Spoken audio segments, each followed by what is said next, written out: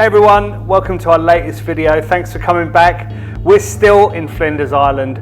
It's a paradise island just off the coast of Tasmania, and we're here in association with On Island Time. We're going to be cooking up some amazing treats using the island's bounty. There's so much great produce here, and we're going to be staying at the Crayshack still and heading out into that bay to pick ourselves up some crayfish. Flinders Island's known for its crayfish or rock lobster, and we're going to show you the perfect way of preparing it and grilling it on the barbecue. It's absolutely sensational. As always, recipes are on studiokitchen.com.au and in the description below. But first, we got to catch that crayfish. So we headed out on a boat with Mick Grim, Jane Grylls and Joe from On Island Time to pick up our dinner. Absolutely beautiful day, as you can see. The sea was so calm and it really is paradise here. And we headed out to Mick's cauf. Cauf is a wooden box in which you hold crayfish after they've been caught. They're submerged in the water, so you add some bait to your cauf and then the crayfish wander in and then you can go and pick them up. You do need a fishing license to do this, so make sure you just check the regulations in your state if you're fishing for any marine life in and around Australia. But look at that, Mick picked out a winner, and absolutely sensational. Really is one of the best things I've ever seen. I've never seen crayfish this big, and I've never really cooked with them this fresh before as well, so this is going to be a real treat. We've actually got a couple because we're going to be doing some more recipes for you as well, not just grilled crayfish. Later on we're going to be making a crayfish pie, but once we pick those out, it's heading back to the Crayshack to get them prepared. I headed back and got a bucket, and Mick kindly put them into the bucket for me. I was a little bit wary because they are a bit massive, but these are absolutely awesome. Picked up a few tips from him as well about how to cook these crays perfectly. There he is, what a legend. This produce really is sensational. I've never seen anything like this. They are absolutely beautiful. They're so heavy as well. This one was nearly 4 kilos, and you've got to be careful when you're picking them up because they do have sharp kind of spikes on the outside. Now it's really important that we kill these creatures humanely. The best way of doing this is to pop them into a freezer. We put ours into a freezer for 30 minutes and that does render them insensible, and then you can either get a sharp knife and cut them swiftly down lengthways, or you can do what we did and we popped them into a pot of boiling water, boiling salted water, and we blanched them. We're not blanching these all the way through because we're going to be finishing them on the barbecue, so 2 minutes is enough. And already the locals around here are gathering. They can smell what's going on and there's an ominous sign in the clouds. These guys want to know what we're getting up to. We've blanched it for 2 minutes and then we chilled it down in an ice cold bath just to get it ready, and then it's on to actually preparing this crayfish ready for grilling on the barbecue. So we thought we'd do this outside because the scenery was just insane, and I've got a really sharp large knife, and this is so hard to do. Let me tell you, I've never cut anything that big before. I had to put it on its back because the outer shell was so tough. So I put it on his back and then pointing my knife through the middle and then going through the head and then turning it around again, always trying to work away from myself and then pushing it through lengthways. It really was a bit of a struggle to get through that tough shell exterior, and I didn't want to do a bad job of it, but I think I managed to do all right, even being a pastry chef. Cutting it through, and then as you're cutting it through, you're going to see lots of the innards kind of come out, and you want to make sure that that stuff doesn't really touch any of the flesh that you're going to be eating later. So just trying to work away from yourself and scooping out any of those innards, and then using a spoon or your fingers just to get out that intestinal tract, and then lifting it up when you're ready and just scooping out any of the bits that are not flesh, any of the bits that you don't want to be eating, and just making sure they're nice and clean. Do each half at a time, and I've just got this onto a plate here because it's easier to work away from my chopping board, which has got lots of sort of gunk on it. and then attacking the second half, just getting rid of all of those bits in there.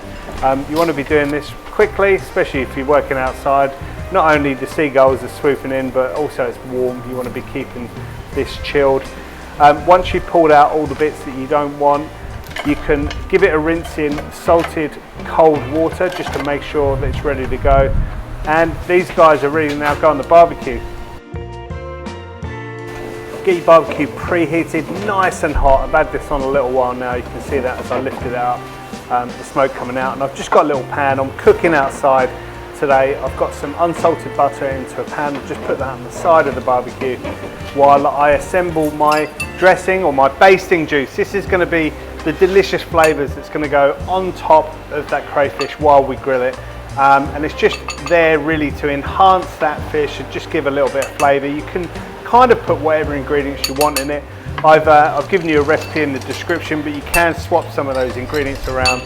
I've got spring onions sliced, I've got chilies, I've got them finely chopped, and I've also got some garlic that's been grated finely or chopped finely. I've got lemon zest and lemon juices in the bowl. I'm just going to give it a bit of a mix together before adding in some olive oil. Now I'm doing a mix of olive oil and butter. I love butter when I'm grilling my seafood, but sometimes it can burn, so I'm doing a bit of a mix between olive oil and the unsalted butter. So mixing quite a bit in there. These crayfish are massive, so I want to make enough of this juice to really permeate the flesh and get all of those flavours inside while I'm cooking the crayfish.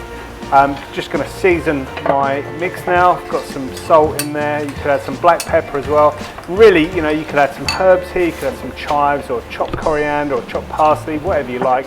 Just shutting the lid and then adding in that melted butter. Give it a stir, and that's ready to go. That's going to be absolutely delicious on our grilled crayfish. It's an amazing day here. Time to get the crayfish out of the fridge, and we're going to lift up that barbecue. And I didn't realise how big these crayfish actually were. They're massive. Don't worry, I'll get through them. I'll struggle by, but just getting them onto the barbecue now. Now I'm going to be putting them shell side down, so I want to be starting to char that shell and then getting the heat through that shell, and then it kind of comes up and finishes off the cooking of the crayfish. Remember, the crayfish are not 100% cooked. They've only been blanched for 2 minutes. If I was going to be cooking crayfish all the way through, I would be cooking them a lot longer in the boiled water. Now adding in my basting mix, and I'm just liberally putting all of those flavours on top of the flesh. And if some of that drips down into the barbecue, that's all good, because then you kind of get a few flames spitting up. And what we want really at the end of this is some charred bits of crayfish, and obviously the crayfish cooked all the way through, and then all of those flavours of the basting. I put the lid down. I probably gave that about 10 minutes. We've sped this up a little bit. I just wanted to get heat right in there. I want to get it nice and hot. And then I've lifted up the top, and then I'm carrying on with the basting. I'm not putting all of it on. I'm doing this in stages, and I want to keep some of this liquid ready for the end for the final basting. But as I pour it on, some is dripping down, and then you kind of get flames on the grill there, and it comes up, and you just get this amazing flavour. It really is sensational. It sounds great as well. And look at that. It's starting to boil and bubble, and the crayfish flesh is cooking through. It really is very thick. You want to be cooking this slightly less for obviously for smaller crayfish.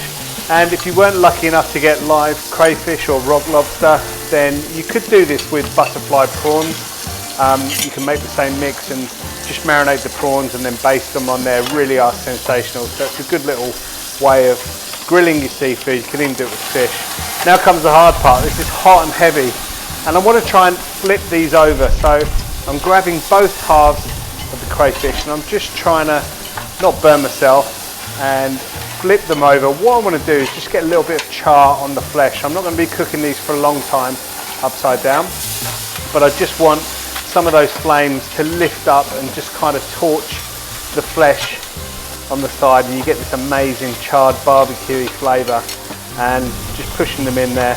Don't forget, there's lots of meat in those legs. Really is absolutely amazing the amount of meat you can get out of legs if you've got the patience.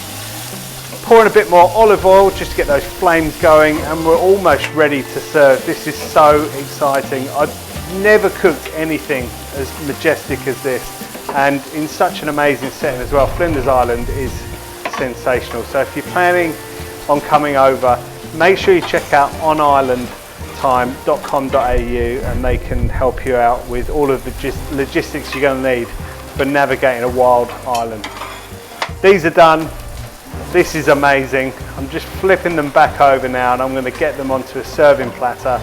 They are so heavy, but they are ready to go, and I cannot wait to get into these. These really do smell fantastic. There's probably going to be too much for me and Cafe, although we'll give it a good nudge.